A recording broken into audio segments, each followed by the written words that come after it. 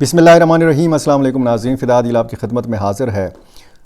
दोहा मुआहदा पाकिस्तान और अफ़गानिस्तान के बीच में। इससे पहले दोहा मुआहदा हमें जब हम ये अल्फ़ाज़ इस्तेमाल करते थे तो तालिबान और अमेरिका के माबैन जो मुआहदा हुआ था उसका हम फिर इस नाम से तज़किरा सुनते थे। एक बड़े इम्तिहान से दो चार हुए हैं अफ़गान तालिबान, और ज़ाहिर है कि पाकिस्तान का जिस तरीके से मुतालबा था या तहफ़्फ़ुज़ात का इज़हार था पाकिस्तान की जानिब से, और पाकिस्तान यही समझाता रहा कि जी अब ये लाइन जो हमारी है ये सिर्फ़ हमारी नहीं है, ये चीन की भी है, ये रूस की भी है, ये ईरान की भी है, ये ताजिकिस्तान की भी है। और यानी पाकिस्तान ने ख़ित्ते के जो बाकी ममालिक हैं उनको अपना हमनवा बनाया हुआ था, और यही वो प्रेशर था कि जो मुसलसल बढ़ रहा था अफ़गान तालिबान के ऊपर। उस वक्त तक ये सिलसिला रहा जब तक पाकिस्तान और अफ़गानिस्तान की बाकायदा जंग जब छिड़ी, तो उसके बाद फिर हमने देखा कि थोड़ा बहुत इस मामले पे सोचना शुरू कर दिया गया कि जी अब कैसे इस मामले को संभाला जाए। अब ज़ाहिर है कि पाकिस्तान के अगर तहफ़्फ़ुज़ात हैं कि वहाँ पे मिलिटेंट ग्रुप्स हैं और पाकिस्तानी मुख्तलिफ़ कालादम तंजीमें हैं, उनके जंगजू हैं, उनके कायदीन वहाँ पर मौजूद हैं, तो इस हवाले से अब ये जो कहा गया है कि जी 25 अक्टूबर को इस्तांबुल में अगला मुज़ाकरात का दौर होगा। ये जो बीच में वक्फ़ा है तकरीबन हफ़्ते का या 6 दिन का, ये बहुत ज़्यादा एक हसास सूरत हाल की तरफ जो है वो बात चलती हुई नज़र आती है, जाती हुई नज़र आती है। आज 19 अक्टूबर है, इतवार का दिन है जब ये ख़बर आई। पाकिस्तानी और जो अफ़गान मीडिया है, साथ साथ इंटरनेशनल मीडिया भी इसको रिपोर्ट कर रहा है, और एलामिया जिसका पिछली वीडियो में मैंने तफसीली ज़िक्र किया, और बयानात पाकिस्तान की तरफ से और अफ़गानिस्तान की तरफ से। अब दोनों तरफ से ये दावा किया जा रहा है कि जी ये हमारी कामयाबी है, ये दोनों की कामयाबी है, इसमें किसी की नाकामी जो है वो नहीं ढूंढनी चाहिए। लेकिन साथ साथ जो इसके जुज़ियात हैं, जो इसकी जो इसके बारीक नुकात हैं, उन पर बात ज़रूर होगी। और बड़े इम्तिहान से अफ़गान तालिबान क्यों दो चार हुए हैं। एक तो अफ़गानिस्तान के अंदर जो लोग मौजूद हैं, जो पाकिस्तानी मिलिटेंट्स हैं, ये एक बड़ा इम्तिहान है कि अफ़गान तालिबान उनके साथ कैसे डील करते हैं, उनसे कैसे निमटते हैं। क्योंकि इनको बार बार ये कहा जाता रहा कि जिस तरीके से आपकी पहली हुकूमत उसामा बिन लादेन की वजह से चली गई थी, आपने हवाले नहीं किया था अमेरिका के, आपने कहा था कि जी हमारी ये ना इस्लामी रिवायात हैं और ना ये अफ़गान रिवायात हैं कि हम अपने मेहमान को उसके दुश्मन के हवाले कर दें।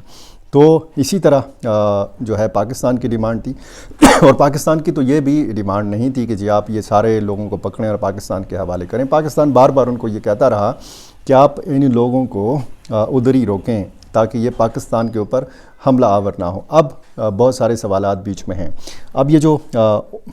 आज से 19 अक्टूबर से 25 अक्टूबर के बीच का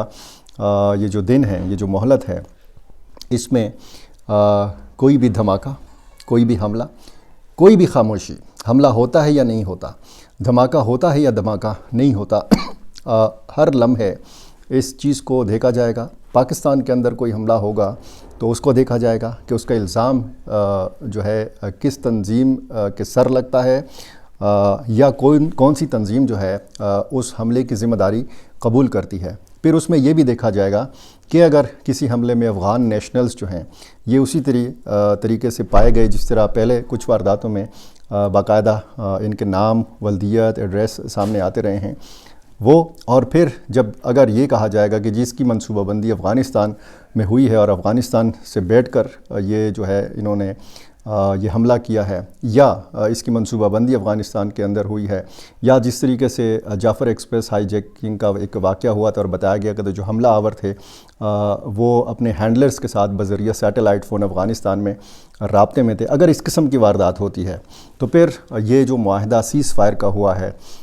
इस पर भी सवालिया निशान लग जाएंगे उस सूरत में कि अगर पाकिस्तान फ़िज़ाई कार्रवाई करेगा। मैंने पिछली वीडियो में एक सवाल उठाया था कि क्या पाकिस्तान के इस ऑप्शन के आगे ब्रेक लग चुकी है, क्या पाकिस्तान ये जो फ़िज़ाई कार्रवाई का ऑप्शन है ये अब नहीं इस्तेमाल करेगा। वो असल एलामिया किधर है, कहाँ पे है कि जो बाकायदा जिसके हवाले से इत्तेफाक हुआ है। घंटों तवील ये जो मुज़ाकरात हुए हैं ये ज़ाहिर है कि सिर्फ सीज़ फायर के हवाले से तो नहीं हुए। ये अगर पाकिस्तान के अंदर हमला होता है या फिर होता है अफ़गानिस्तान के अंदर, اور پھر وہاں پہ کہا جاتا ہے کہ جی اس کے پیچھے پاکستان ہے، تو پھر بھی صورتحال خراب ہو سکتی ہے۔ سیز فائر کو نقصان پہنچانے کے حوالے سے یہ جو دن ہیں بیچ میں 5 ہیں، 6 دن ہیں یا 1 ہفتہ ہے، یہ انتہائی حساس دن ہیں۔ ان حساس دنوں میں دونوں ملکوں نے بہت ذمہ داری کا مظاہرہ کرنا ہے۔ استنبول میں جب بات چیت ہوگی تو پھر ظاہر ہے کہ جو ادھورے نکات ہیں ان پر دوبارہ سے بات چیت کا آغاز کیا جائے گا، اور بیچ میں اگر بہت سارے معاملات جو ہیں وہ ڈسکس ہوئے ہیں اور ان پر اتفاق رائے ہوا ہے، اور کوئی ایسا معاہدہ بھی ہوا ہے کہ جس پر باقاعدہ اگر دونوں ملکوں نے سائن نہیں کیے، دستخط نہیں کیے، تو پھر کیا ممکن ہے کہ استنبول والا جو دور ہے اس میں یہ سارا معاہدہ طے پا جائے گا۔ وفود اپنے اپنے ملک واپس آئیں گے۔ اسلام آباد میں اعلیٰ سطحی مشاورت ہوگی، سیاسی اور عسکری جو قیادت ہے اس کو بریفنگ دی جائے گی۔ اسی طرح کی بریفنگ کابل اور قندھار میں دی جائے گی، اور وہاں پہ مزید کیا تجاویز سامنے آتی ہیں یا مزید کیا شرائط سامنے آتی ہیں، یہ تو آنے والے کچھ دنوں میں پتہ چلے گا۔ ذرائع کے حوالے سے خبریں آ جاتی ہیں۔ میری تو ہمیشہ یہی کوشش ہوتی ہے کہ جو پازیٹیو خبر ہے وہی آپ تک پہنچاؤں۔ اس میں جو صحافی ہیں، جو یوٹیوب پر کام کرنے والے، جو بولنے والے لوگ ہیں، جو سوشل میڈیا کا استعمال کرنے والے لوگ ہیں، ان پر بھی بھاری ذمہ داری عائد ہوتی ہے۔ یہ صرف پاکستان اور افغانستان کی قیادت کا معاملہ نہیں ہے۔ اب بیچ میں یہ سوال کہ وہ اصل اعلامیہ کدھر ہے۔ ایک تو ہم نے ریڈ کلر کا اعلامیہ دیکھا ہے، قطری وزارت خارجہ نے جاری کیا یا قطری حکومت نے جاری کیا ہے۔ اس میں اگر کوئی دوسرا کوئی معاہدہ ہے اور اگر اس پر سائن نہیں ہوئے ابھی، جس پر مزید مشاورت ہونی ہے، تو وہ کون سے نکات ہیں۔ یہ جو دو طرفہ بیانات جاری ہوئے ہیں اس سے تو لگتا یہ ہے کہ معاملات بڑا ٹھیک طریقے سے اور بڑا درست ٹریک میں، بڑے صحیح انداز میں اور بہت صحیح منزل کی طرف جا رہے ہیں، لیکن بیچ میں خدشات موجود ہیں۔ شرپسند عناصر اپنی شرپسندی دکھا سکتے ہیں، اور اگر یہ معاملات ہیں، ٹی ٹی پی کے معاملات ہیں، باقی تنظیموں کے معاملات ہیں، اور افغان سرزمین کے استعمال کے حوالے سے اگر بات ہے، اور یہ بات بھی اگر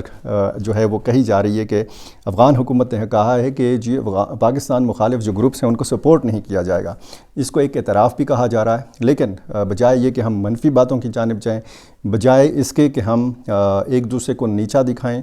کس کی جیت ہوئی ہے، کس کی ہار ہوئی ہے، یہ اصل میں امن کی جیت ہے، یہ اصل میں شکست ہے جنگ کی، لڑائی کی، خون ریزی کی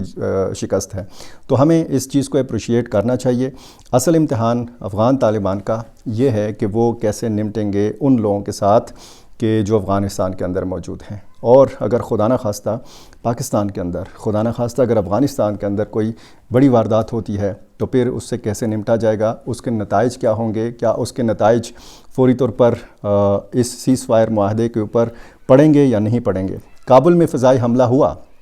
ہم نے دیکھا کہ پھر اس کے رد عمل میں افغانستان نے کہا، طالبان نے کہا کہ جی ہم نے حملہ کر دیا ہے پاکستان کے اوپر، پاکستان نے کہا کہ جی ہم پہ حملہ ہوا ہے تو ہم نے جوابی کارروائی کی ہے۔ اب جو پکتیکا میں ہوا، جس میں 3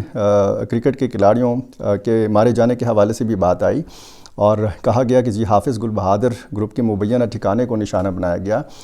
اس فضائی کارروائی کو باقاعدہ تسلیم کیا گیا پاکستان کی جانب سے، لیکن اس کا جواب نہیں دیا افغان طالبان نے، کیونکہ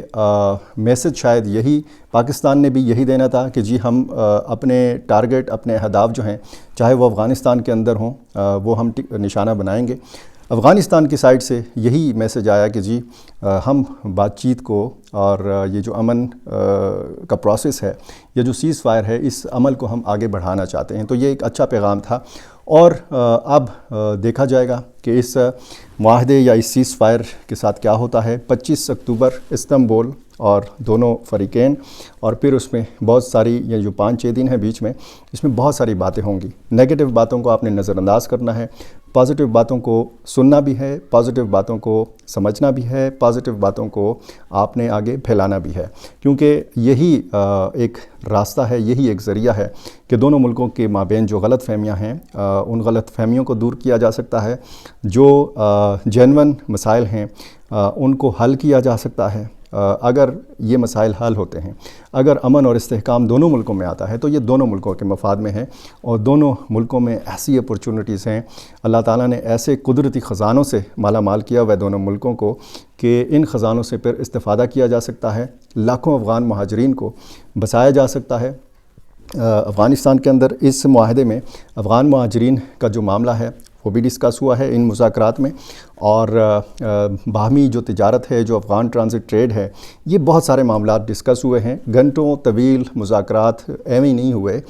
صرف سیز فائر کے لیے نہیں ہوئے، بہت سارے مسائل جو ہیں ان پر بات چیت کا آغاز ہوا ہے۔ اس میں سفارتی جو ذرائع ہیں وہ بھی استعمال کیے جائیں گے، اور یہ امکان موجود ہے، بالکل یہ امکان موجود ہے کہ جو سفارتکار ہیں دونوں ملکوں کے، وہ ایک دوسرے کے ملکوں کا بیچ میں دورہ بھی کریں۔ یعنی 25 اکتوبر سے پہلے اس چیز کا امکان ہے کہ کوئی وفد جائے کابل، کوئی وفد آئے اسلام آباد، اور یہ ایک اچھا آغاز ہوگا